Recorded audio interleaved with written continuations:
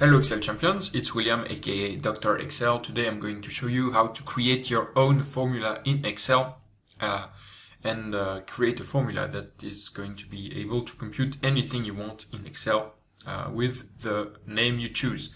So here what I'm going to do, I'm going to take a quick example and I'm going to build a formula that calculates a weighted average, which is not available in Excel. We're going to build it from scratch. So I'm gonna do it before you, and I will give you the file with everything, with the whole code that you can download right below the video. I'm gonna put the link for you, so it's even better if you download it right now, and this way you can follow with me with all the codes and formulas.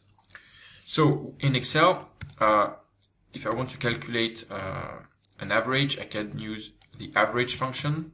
So here I have a set of points, and which each one has a weight, and we want to calculate the weighted average. So I can calculate a simple average, but if I want to calculate a weighted average, I can simply use the function SUMPRODUCT, and I'm going to multiply the points, each one by the corresponding weight, and I'm going to divide it by the sum of all weights, and it's going to give me a weighted average of these points. Thing is, the formula is a bit long. Like if you have to calculate a lot of weighted average, maybe you want to do it. You want to have a simpler formula, but there is no one available in Excel by default. So we're gonna build it. So for that, I'm going to go. I have to write the code for the formula. So I'm going to do it in VBA. So I'm going to go into the Visual Basic editor. I'm going to insert a new module, and I'm going to do function. I'm going to call it weighted average, and we're going to take points, which is going to be a range, and weights as a range.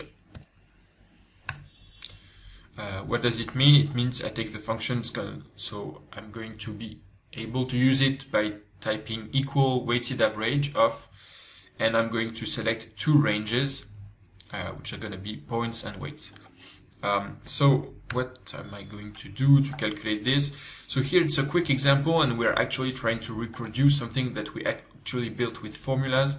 So I'm going to do it simply and reuse the Excel formula within VBA. That's something you can do. So first of all, I'm going to do application dot worksheet function dot SUMPRODUCT. So here I'm just writing a SUMPRODUCT in VBA.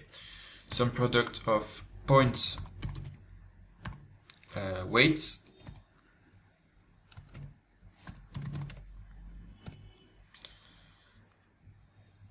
divided by application dot worksheet function dot sum of all the weights